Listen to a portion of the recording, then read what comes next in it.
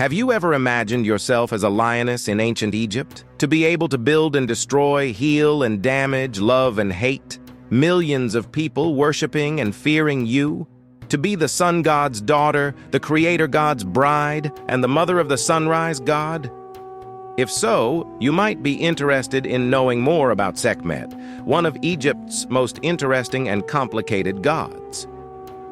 Sekhmet was more than a lioness in a human form. She was a full-fledged divinity, complete with qualities, symbols, and legends of her own. She represented the sun, fire, plagues, healing, conflict, and justice.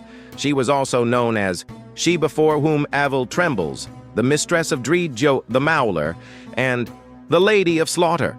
She was both a kind mother and a fierce adversary.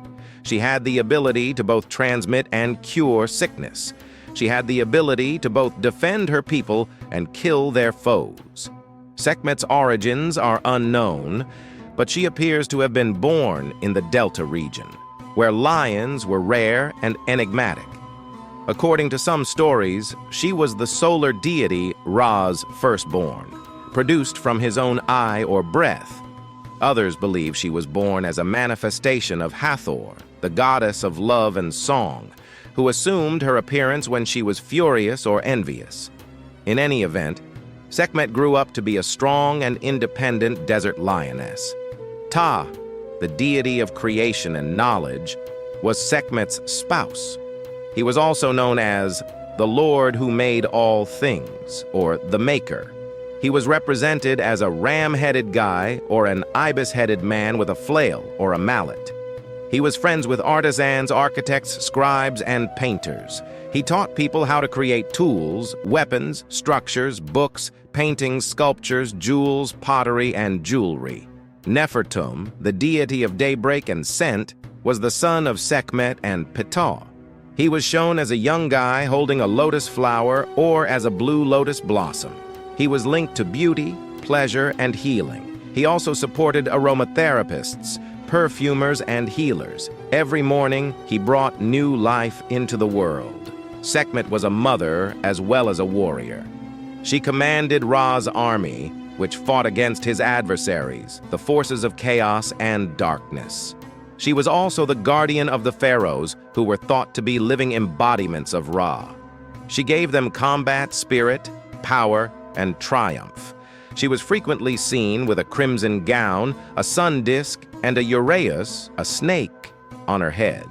She clutched a scepter and an ankh, a life sign, in her hands. She wore a pectoral, a breast adornment, with the eye of Ra on it from time to time to indicate her might and alertness.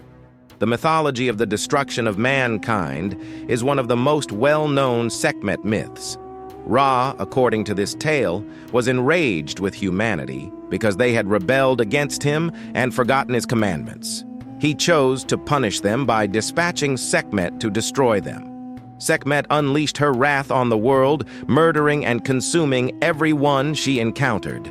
She became unstoppable because she relished the slaughter so much.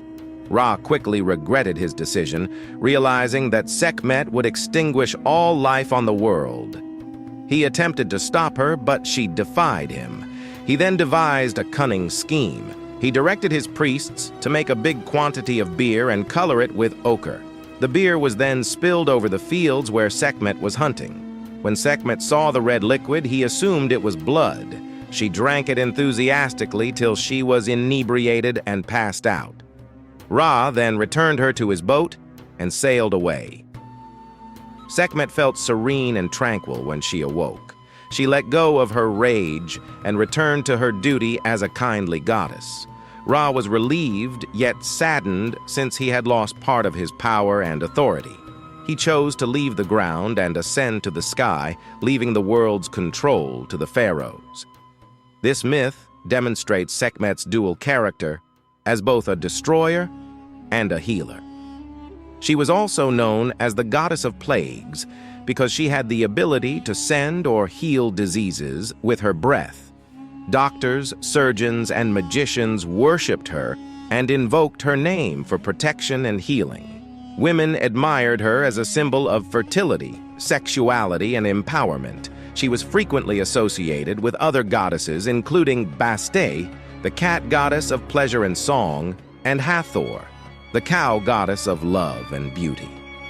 She was also a member of the Memphis Triad, together with Ptah and Nefertum, which created a family of deities that presided over the city.